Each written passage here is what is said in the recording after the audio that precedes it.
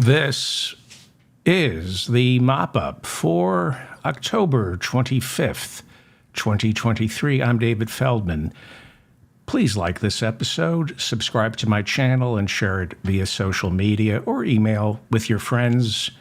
We have a poll in our live chat room. We have a live studio audience watching us on YouTube right now, and I'm conducting another poll. And the question is, when the Iowa caucuses roll around in January, Donald Trump will be A, in first place, B, in jail for violating a gag order, C, divorce court, and D, a mental institution.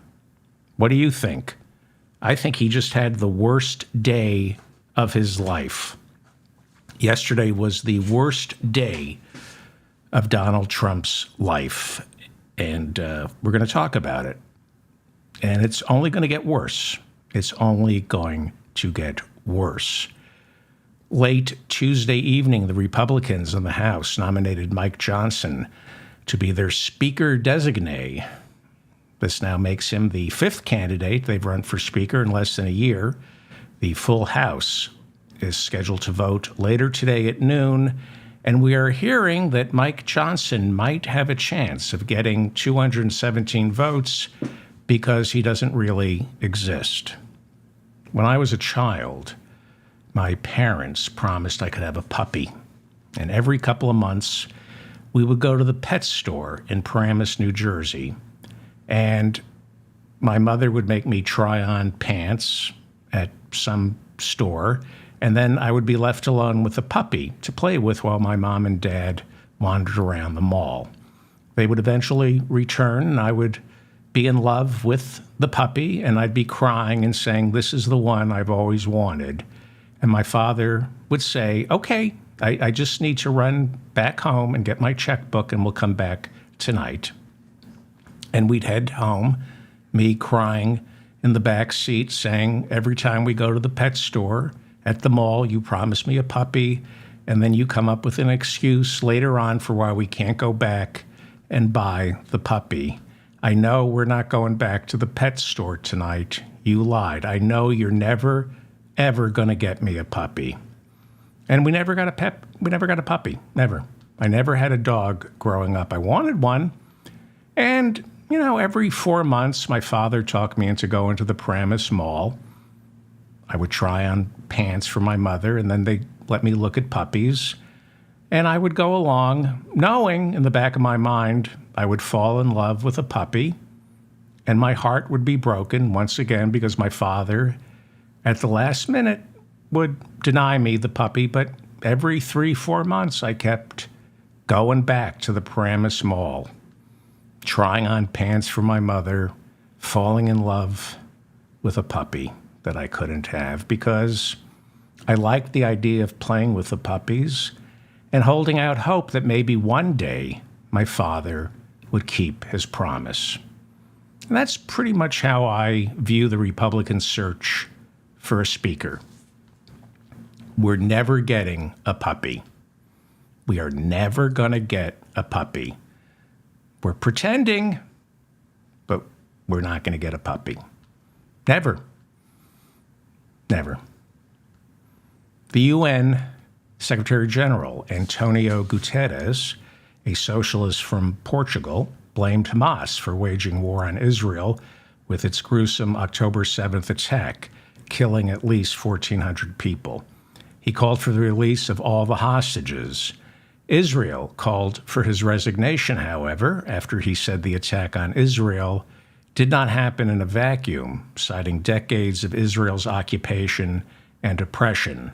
Eli Cohen, Israel's foreign minister, canceled his meeting with the Secretary General, insisting there are not two sides to this story. The UN Secretary General, Antonio Guterres, said later before the UN Security Council, quote, "The grievances of the Palestinian people cannot justify the appalling attacks by Hamas, and those appalling attacks cannot justify the collective punishment of the Palestinian people," unquote. tension between the United States and Iran has intensified when Secretary of State Anthony Blinken warned that President Biden is prepared to take decisive steps if Americans stationed in Syria and Iraq are injured by weapons supplied by Iran. And it looks like decisive steps might be coming because they haven't talked about this, but we found out, NBC News is reporting that U.S. Central Command reports that 24 American soldiers in Syria and Iraq were injured last week by Iranian drones. We're just finding out about that in the past few hours. It is generally accepted that Iran provides weapons to Hamas in Gaza, Hezbollah in southern Lebanon, as well as Houthi rebels in Yemen.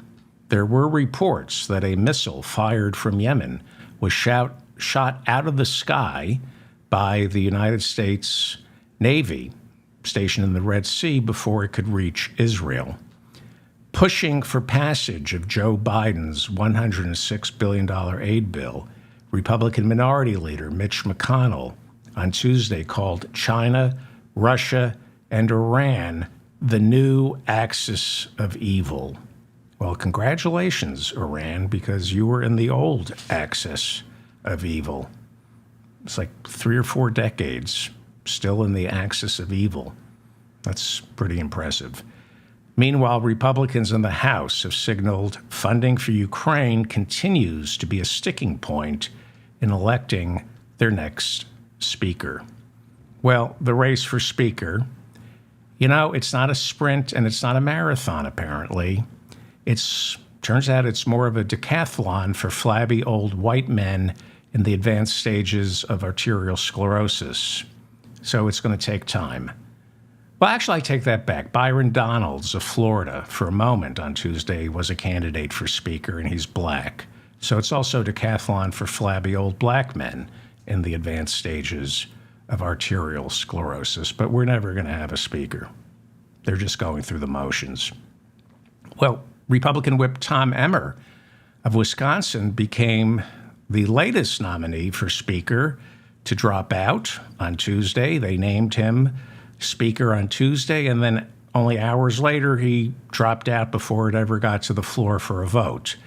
There were actually 2 candidates for speaker on Tuesday. I'm just checking. Yep, it was Mike Johnson and Tom Emmer, and from what I understand, Mike Johnson is still the official nominee for speaker because he doesn't really exist.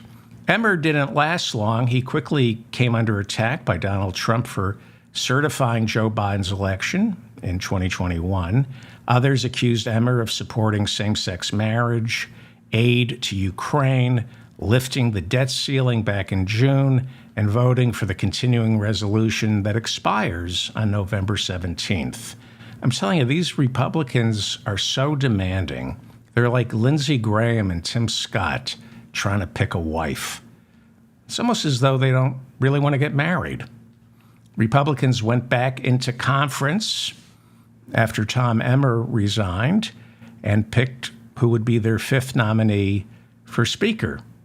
There's 5 speaker nominees in a year, and they decided on the fictitious Mike Johnson. This is now 21 days without a speaker. Hakeem Jeffries, Democratic Minority Leader, keeps getting 212 votes every time they try to pick a speaker. You need 217. And Hakeem Jeffries keeps getting 212. There aren't 5 Republicans in the House who've looked around and come to their senses. Is it that hard to find 5 Republicans to flip? Look at all the Republicans flipping. In that RICO trial, Mark Meadows just flipped. How hard can it be to get 5 Republicans to flip? NBC News is now reporting that Kevin McCarthy has approached Jim Jordan with the idea of running together as Speaker and Assistant Speaker. I'm starting to think the House is just silently quitting.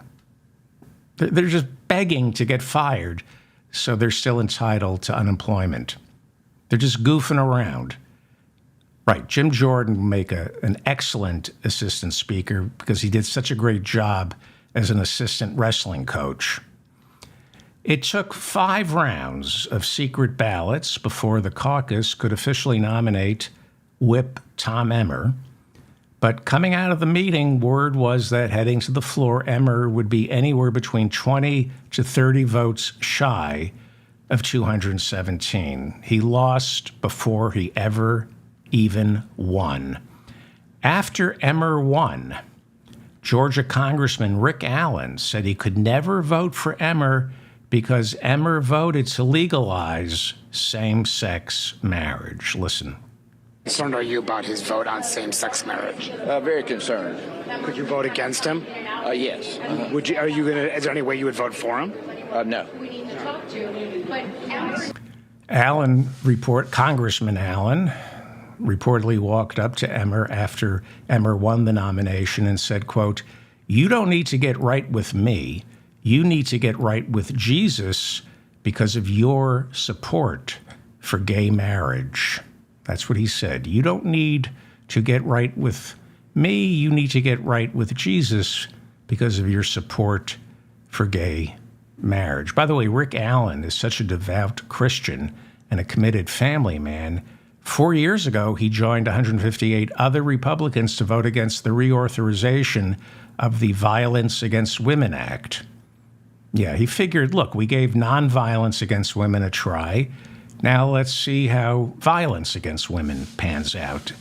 It's very popular. Violence against women is very popular in my home district. We should give it a try.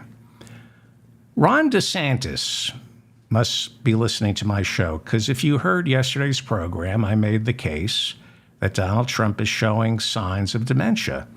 And late Tuesday, Ron DeSantis pretty much said the same thing, because Donald Trump's behavior has been strange, and it's going to get stranger. It's going to get much stranger because of the pressures he's under.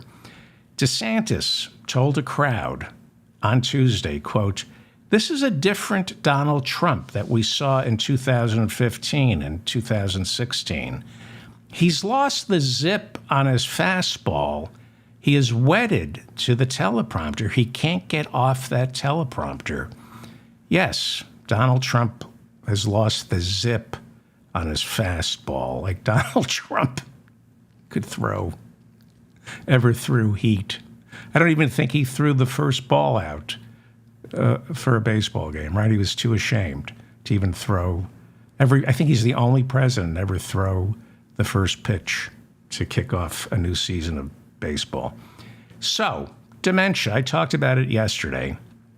Donald Trump had the single worst day of his life on Tuesday. By any standards, for any human, even Trump, if you want to call him a human, yesterday turned out to be the single worst day in Donald Trump's life. That includes the birth of Don Jr., when the doctor regretted to inform Don Sr. that his son swallowed a lot of meconium in the womb, but sadly it looks like he's going to survive.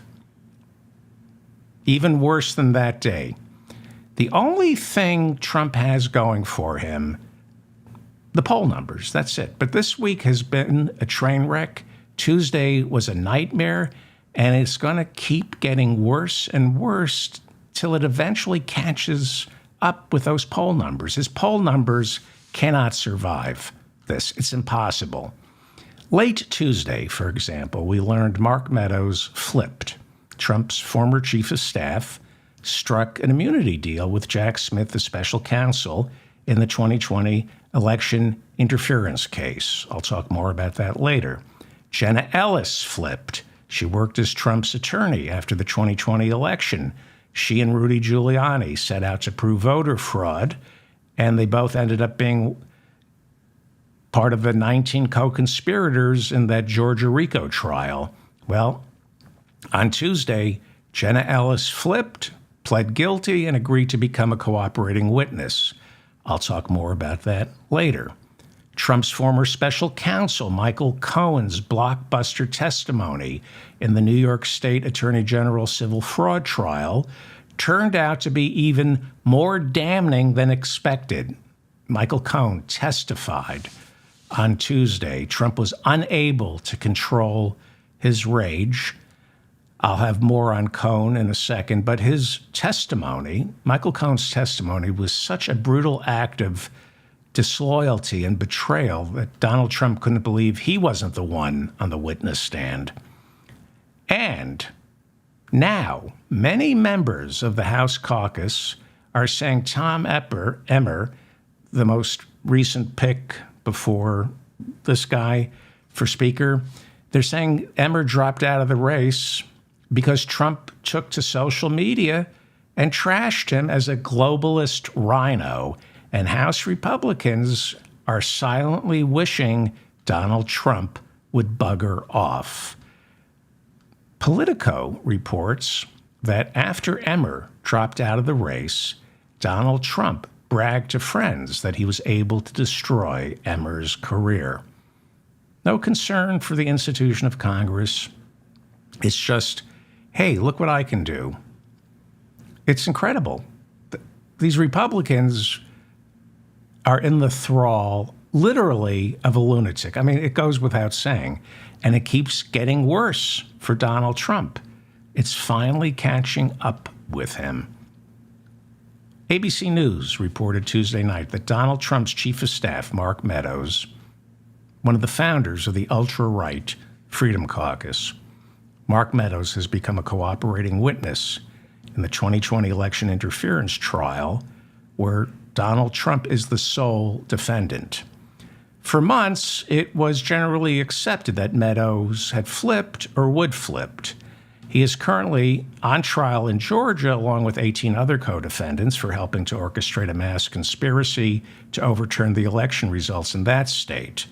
But now he's working with the feds in D.C. The same way Michael Cohen knows all the dark secrets about the Trump Organization, Mark Meadows was Donald Trump's chief of staff. He knows everything about Trump's final year as president. This is really bad for Donald Trump. Meadows' attorney, as well as the special counsel's office, they've both refused to confirm ABC's reporting on this. But ABC says Meadows has confirmed to special counsel Jack Smith that during the insurrection, then House Minority Leader Kevin McCarthy did in fact call Donald Trump, ordering Trump to call off his attack dogs. But Trump said, quote, "I guess these people are more upset than you are." He has confirmed that he heard Donald Trump say that to Kevin McCarthy. Kevin McCarthy won't confirm it, but it had been rumored. ABC says Meadows' testimony will align precisely with that of his assistant, Cassidy Hutchinson, who said Donald Trump had no interest in ordering his Capitol assailants to back off. ABC News says Meadows is prepared to testify that his book, written after Trump left office, is filled with inaccuracies concerning evidence of voter fraud in the 2020 presidential election. Meadows will testify that Rudy Giuliani found zero evidence of fraud and that only weeks after the election, he, Mark Meadows, told Trump that.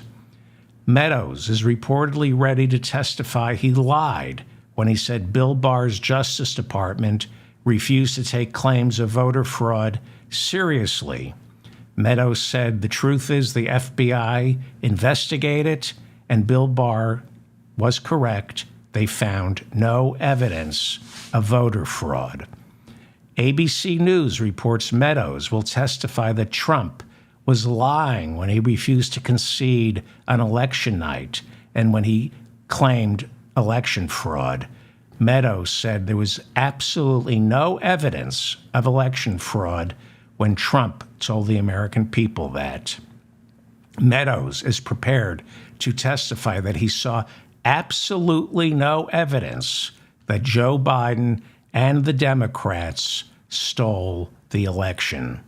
Meadows will testify that in the weeks immediately following the election, he tried to convince Trump that Trump's claims of voter fraud had no basis in fact.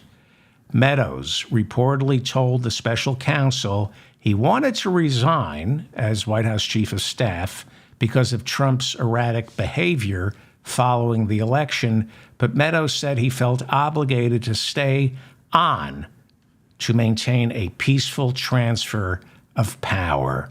Well, you did a really good job at that, didn't you, Mark Meadows? Thanks for staying on, and thanks for that peaceful transfer of power, you obsequious prick.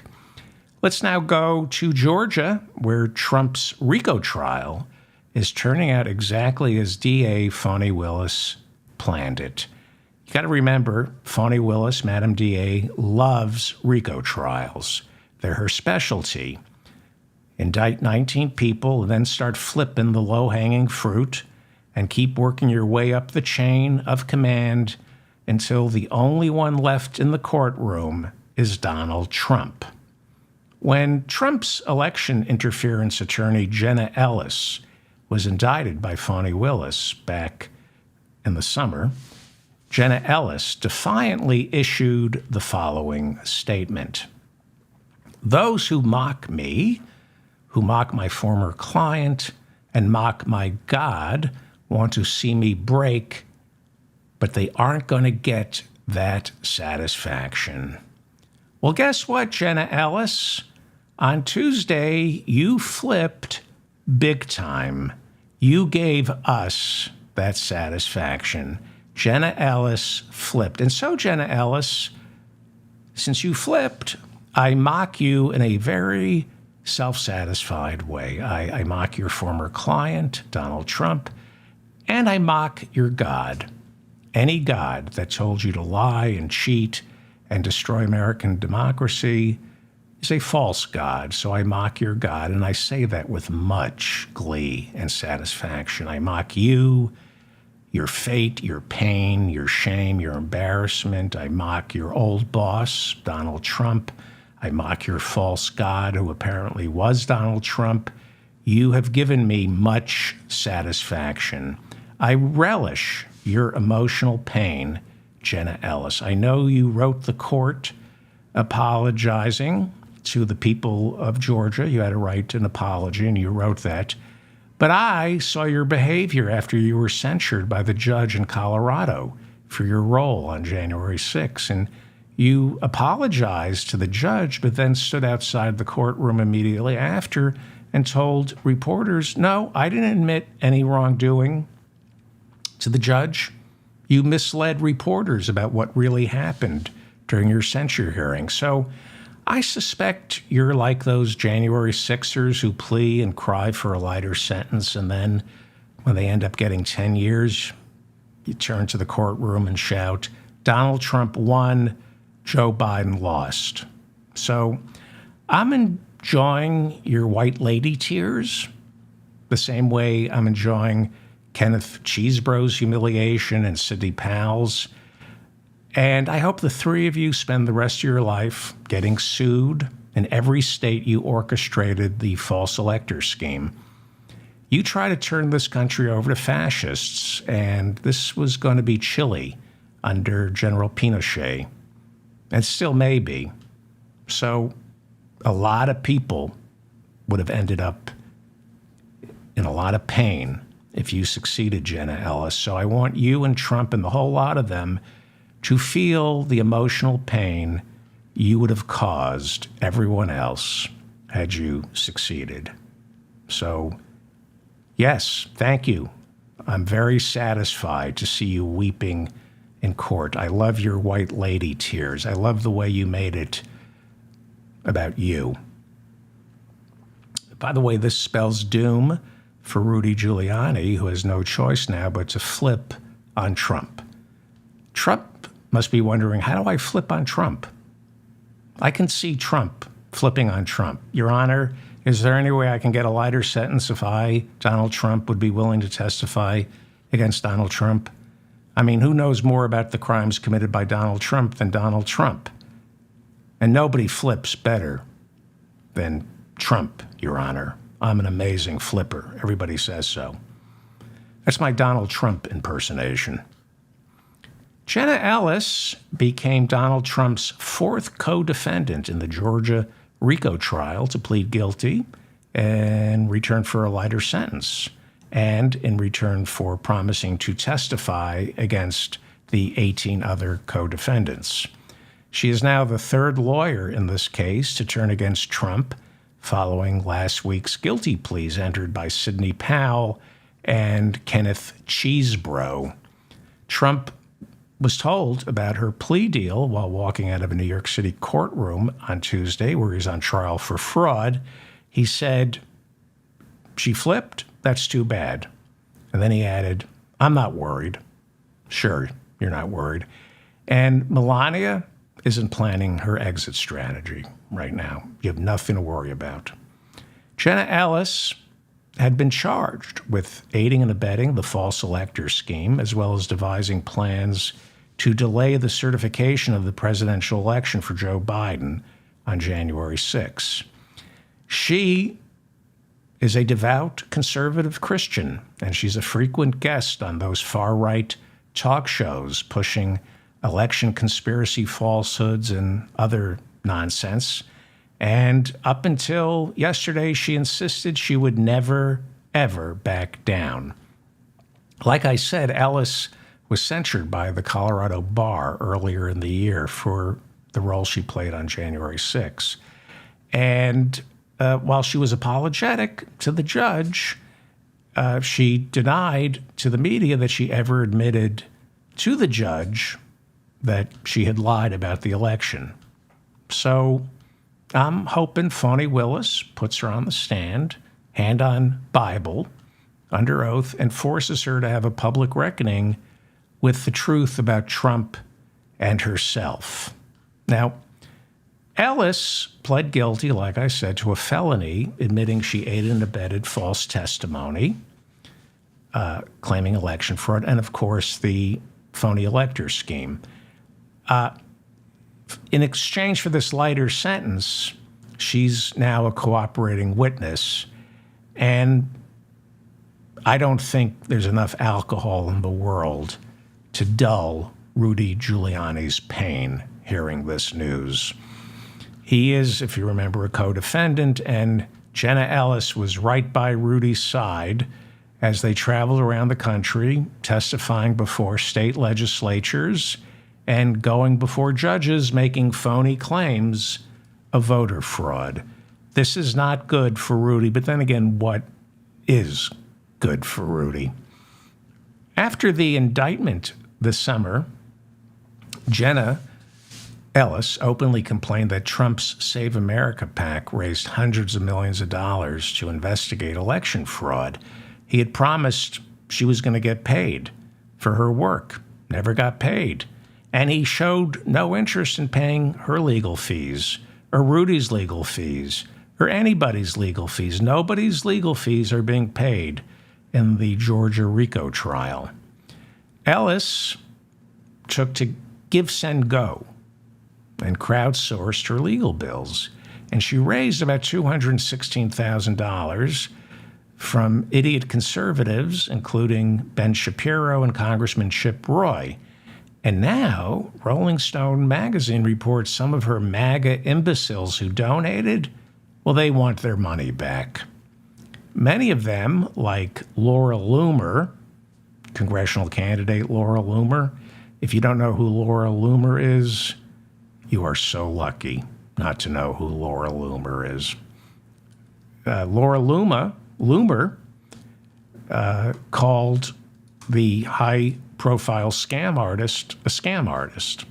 That's when she copped a plea.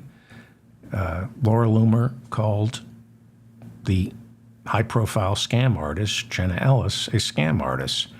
Donations, as of this morning, are still pouring in for Jenna Ellis, while others are demanding a refund. Oh, it's nice to see her in hell. I'm enjoying it. Thank you. Because I love America.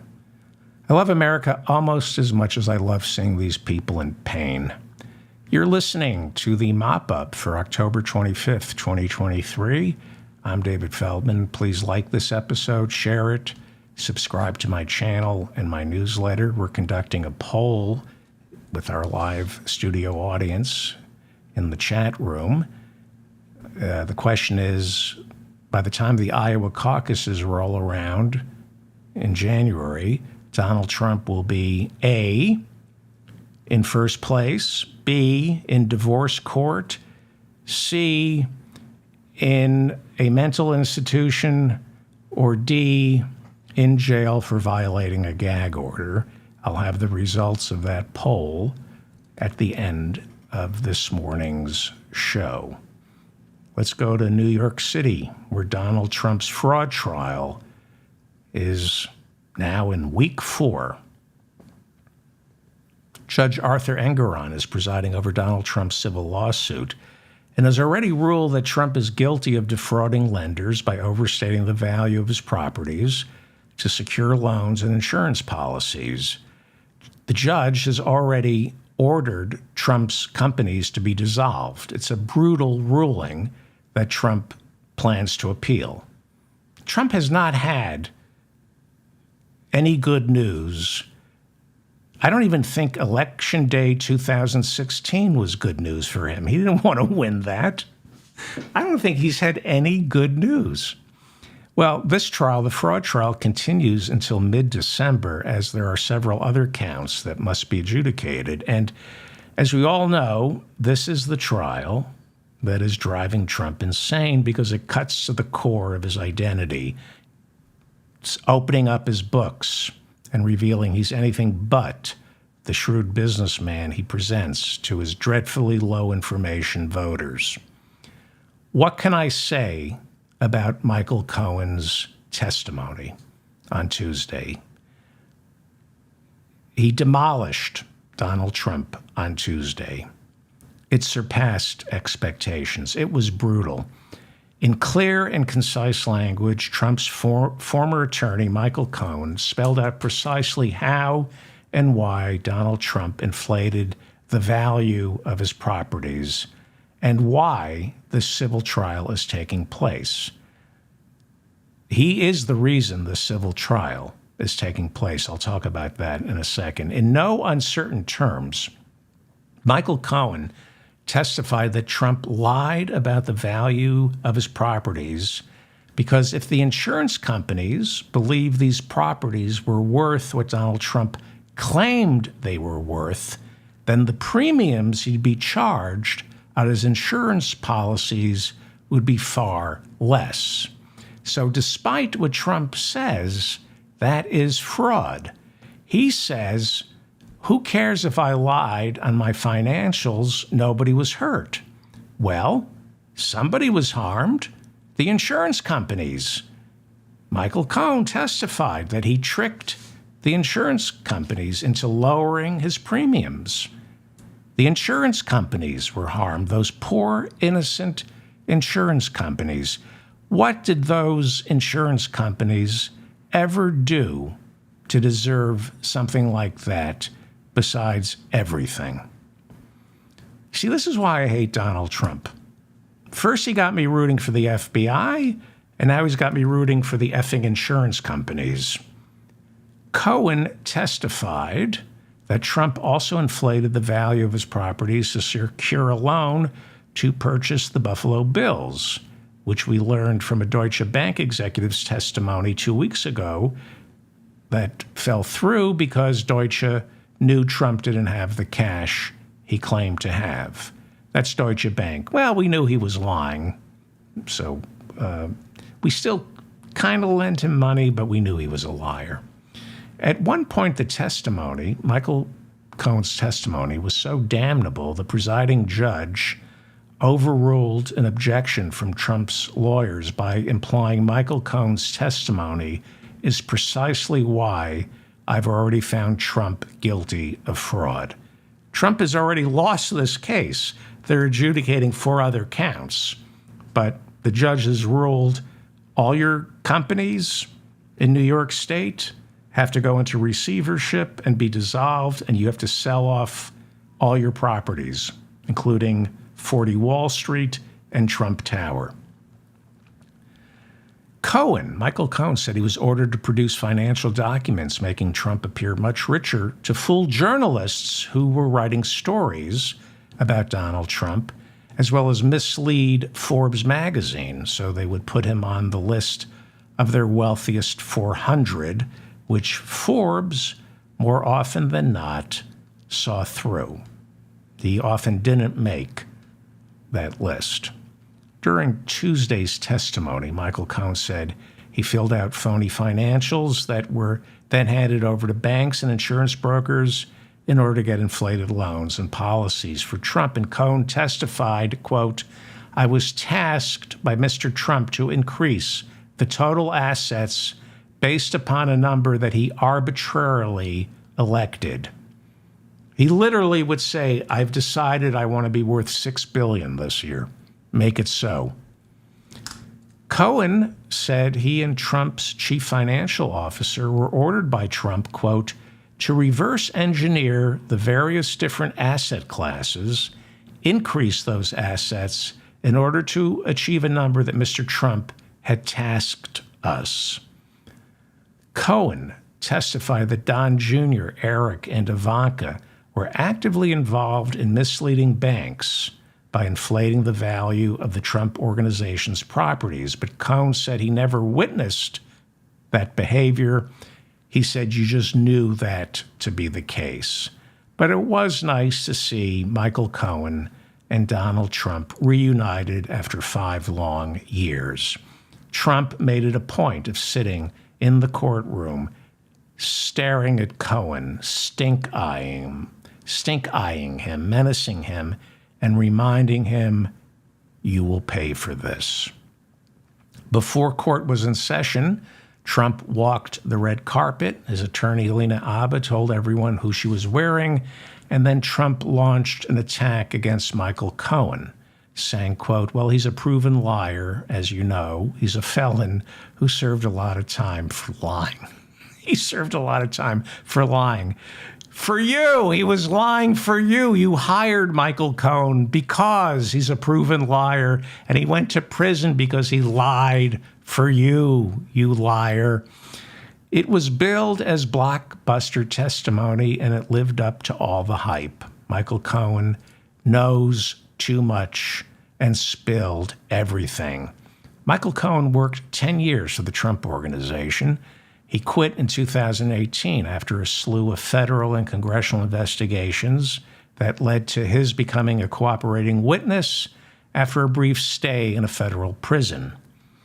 Michael Cohen spent 16 days in solitary confinement until U.S. District Judge Alvin Hellerstein removed him, ruling that the solitary confinement was retaliatory and had been ordered by then Attorney General Bill Barr, who at the time was doing Donald Trump's dirty work.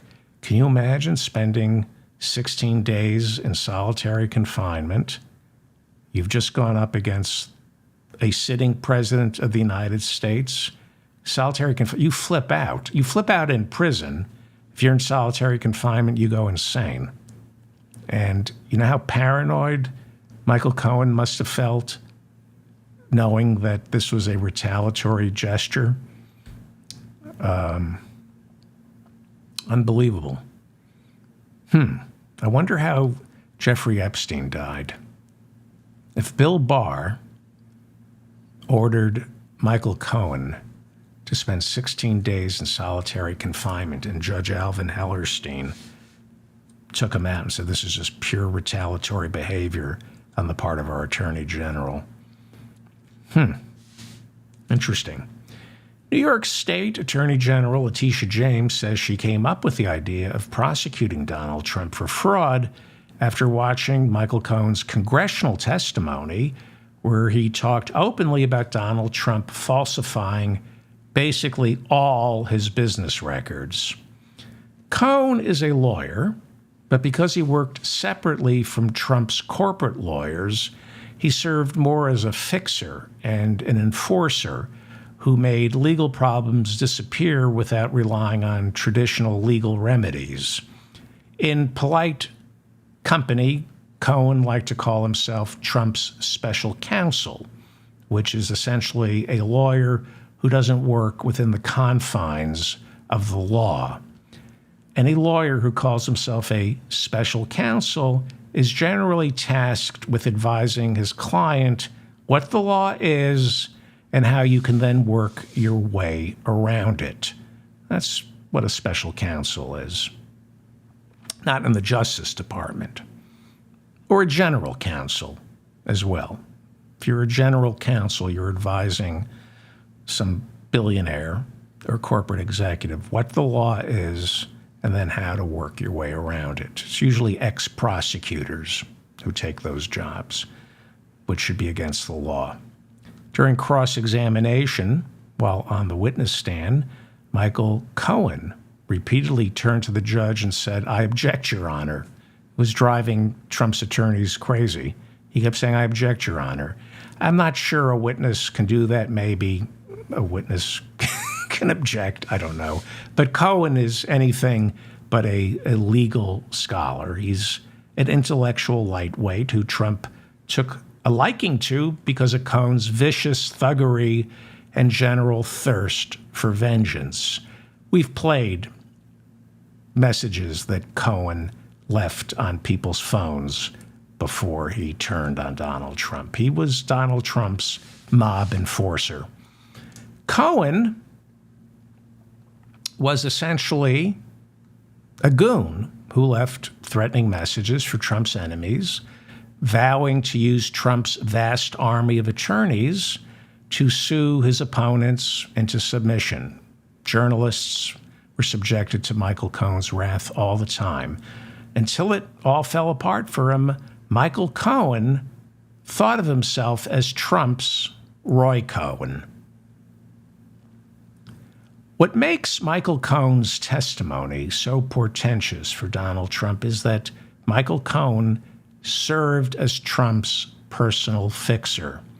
On Tuesday, he told the court that he took his orders solely and privately from Donald Trump.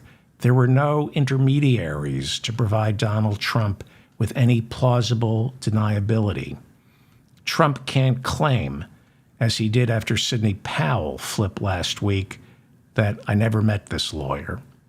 And by the way, he met Sidney Powell countless times and was planning to name her special counsel to prosecute Democrats for voter fraud. In Trump's twisted web of power dynamics, Cohen's testimony on Tuesday was the ultimate betrayal. Donald Trump trusted Michael Cohen with his darkest secrets, figuring Michael Cohen had the makings of a Roy Cohn, a mafia lawyer who kept his mouth shut because he had just as many secrets as his clients.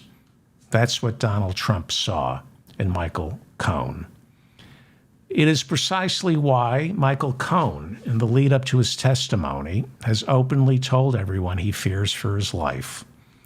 In many ways, if Donald Trump is a mafia don, and there's no reason to think otherwise, Michael Cohen is Joseph Valachi. In October of 1963, Joseph Valachi testified against the Genovese crime family before Senator John L. McClellan's Congressional Committee on Organized Crime. Much like Michael Cohen's testimony, Valachi confirmed for the first time what everyone suspected about the mafia, including its code of silence and organizational structure.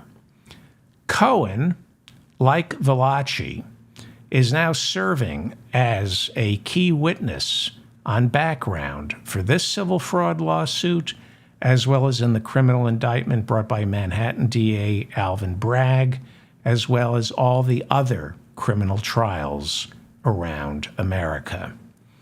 So, why is Donald Trump so intent on convincing everyone He's a billionaire. In a new book about Mitt Romney, the senator sat down for some interviews, and he said he knew Trump was a charlatan decades ago, and most of us in New York knew that as well. Senator Romney said when they first met, Trump, this was decades ago, Trump told him the banks were paying him a monthly allowance because the banks knew the only way he would ever be able to pay them back is if he could burnish his brand by convincing people he had money instead of owing billions. This is according to Mitt Romney. Trump has gone bankrupt 6 times. And somewhere along the line, the banks told Trump they would let him keep his properties so long as he didn't sully the Trump brand. The banks came to believe that the Trump name extended a premium value to his underwater properties, making them potentially worth more if Trump still owned them, as opposed to the bank taking them and then trying to sell them. The Trump name added a premium, they figured, but they had to make him look rich and successful, so they paid him an allowance in the hopes that eventually he would be able to pay them back. Trump turned from real estate, airlines, and casinos after going bankrupt he went bankrupt in real estate, bankrupt airlines, bankrupt casinos, and the bank said, no, you just pump your brand. And that is what we're learning from Michael Cohen's testimony. Testimony involving falsified financial statements, convincing journalists that he was solvent and a prosperous businessman. He wasn't, far from it. Donald Trump was up to his eyeballs in debt. He still is. He must keep borrowing and running for president to maintain this charade. Decades ago, Donald Trump ran out of legitimate lenders and turned to Russian oligarchs to borrow from as part of a money laundering operation he's been running since Roy Cohn, attorney to the mob, showed him how. This is why Donald Trump building a hotel in Moscow became so important to him, and he ordered Michael Cohen to pursue Putin and this hotel throughout the 2016 campaign. He wanted Putin's help to build the tower in Moscow. And even though Donald Trump said, I'm running for president, I'm no longer trying to build this tower in Moscow, Michael Cohen told the Mueller report, I was busy with people working for Putin trying to get that tower built in Moscow, because they automatically assumed that Donald Trump was not going to be president. He wasn't going to win. We all know Donald Trump's run for higher office was a branding exercise that went horribly wrong. He wasn't supposed to become president. So, the best thing that could happen for this country is Donald Trump to spend a night in jail for violating a gag order. After Trump took to social media and accused the Judge Engoron's clerk of carrying on an affair with Senate Majority Leader Chuck Schumer, Judge Engoron issued a gag order forbidding Trump from saying anything against the employees of the court, including the judge himself. The judge twice ordered Trump to remove that social post about the clerk, and Trump didn't remove it and eventually the judge last week slapped Trump with a $5,000 fine. And he warned, if this behavior continues, Mr. Trump, you will find yourself in contempt of court and in a jail cell. We are quickly reaching a point where Trump's courtroom antics and speechifying are forcing the judge's hand. It is not inconceivable that the former president will be placed in a holding cell until he learns how to behave. Of course, an alternative would be banishing Trump from the courtroom altogether, which, I suspect that's what we're more likely to see. But Donald Trump, there's been a gag order, and like everybody said, Donald Trump cannot contain himself. Here is Donald Trump on the campaign trail in direct defiance of the judge's orders. I have a highly partisan judge, a real political guy right out of the clubhouses, and he's been overturned many times by the appellate courts, and he defrauded me. They defrauded me because I have a house that's very valuable, and they try and make it like I'm increasing values. And honestly, it's a very conservative number, but they valued a house that's worth 100 times more than the number they use.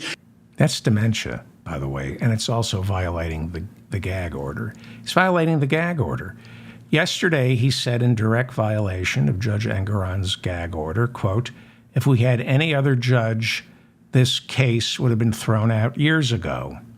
Then, in direct violation of the gag order, he said, quote, "Judge Engoron, he is a radical left Democrat who is totally controlled by Letitia James and her thugs." Letitia James is the New York State Attorney General who filed the lawsuit against Trump. Eventually, he's going to spend a night in jail for this because his lawyers are scared. His lawyers are scared of these judges, and they're scaring Trump. And he's out of control, and there's a little dementia now. He's getting things wrong. Even DeSantis is picking up on this. And when he spends one night in jail, it'll break him. The man has never spent a night in jail. He spends one night in jail, looks around, and thinks, oh my God, this could be the next 20 years of my life. I'm going to flip. I'm going to turn state's evidence and turn on Donald Trump. I'm going to flip on myself and try to get, I don't know what he's going to do.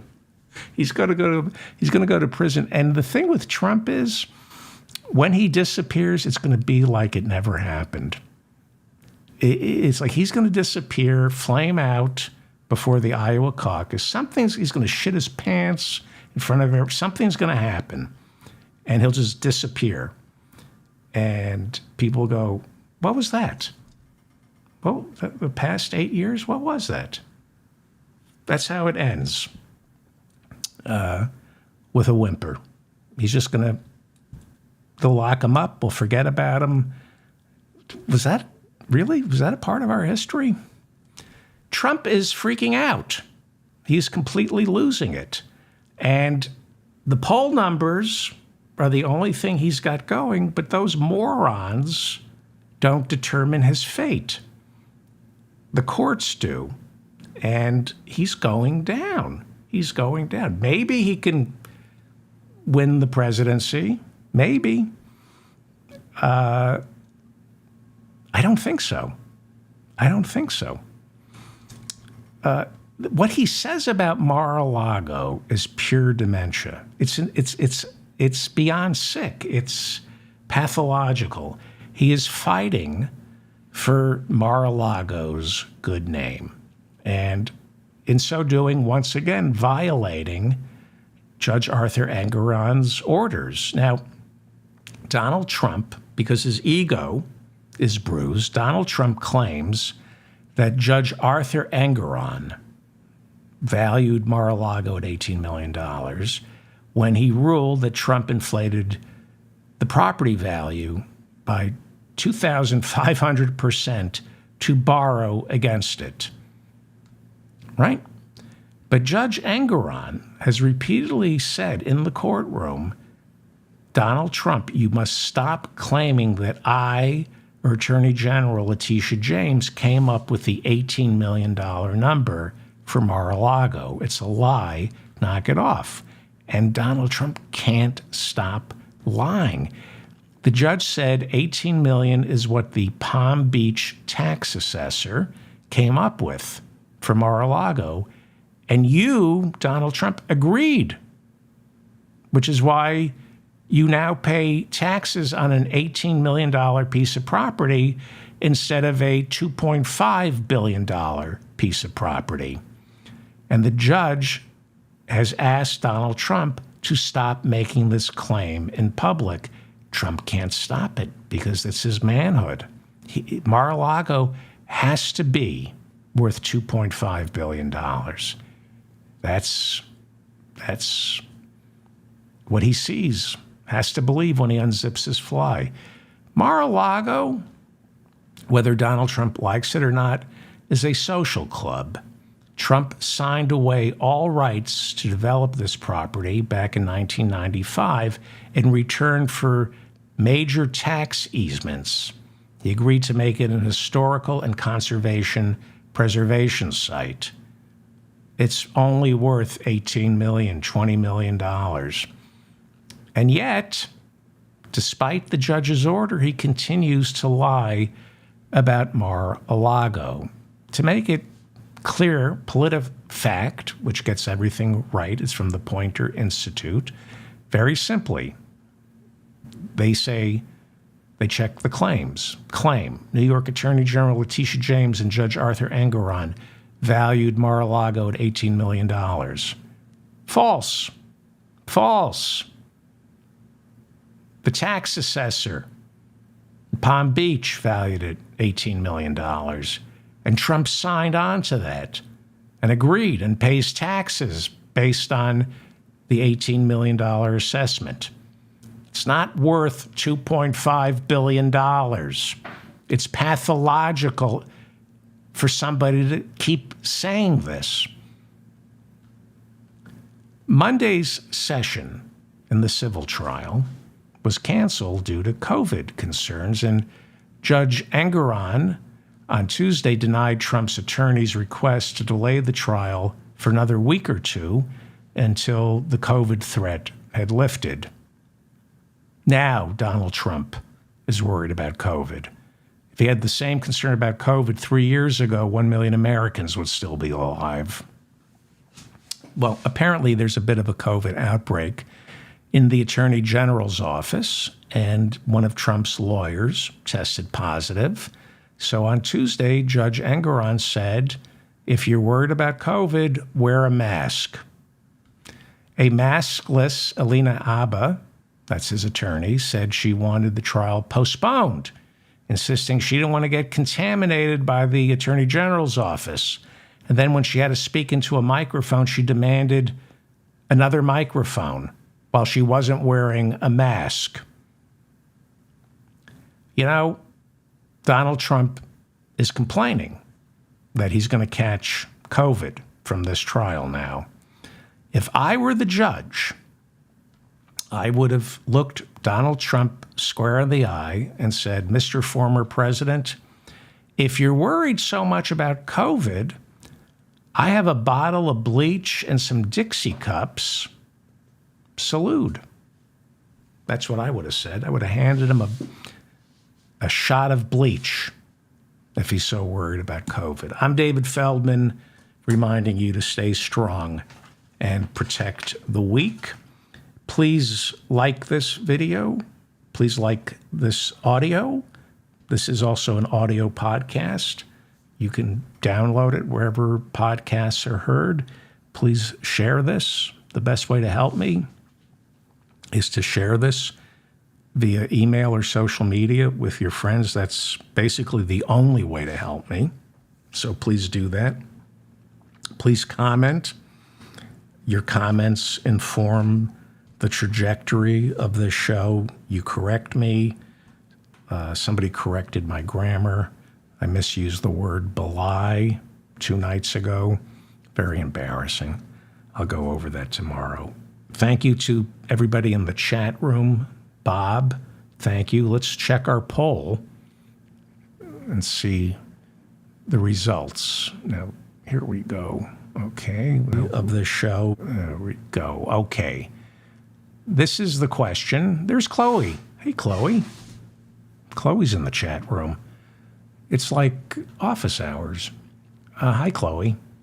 Okay, so the question is, we have 1,283 votes. And the question is, by the time the Iowa caucuses roll around, Donald Trump will be in first place, in jail for violating a gag order, in divorce court with Melania, or in a mental institution. So I'll go from the bottom up. Number 4 in fourth place with 8% of our 1,300 votes. In divorce court with Melania. I agree with that. I think 8% is correct. In third place is in a mental institution, 24%. Yeah, okay. And just above that, in second place, at 27%, is in first place. So in first place came in second place on this show. 27% of the 1,310 votes say that he'll be in first place, but that came in second place. And 40%, a resounding 40%, in first place, believe Donald Trump will be in jail for violating a gag order. That would be good news. I hope you're right. Is that wishful thinking, or do you really think that's going to happen? I don't know. To be continued. Thank you all for putting up with my nonsense. I will try to start tomorrow's show at 12:05 a.m. Eastern. There's just been so much going on. Okay. Thank you all. I'll see you tomorrow. Thank you for coming.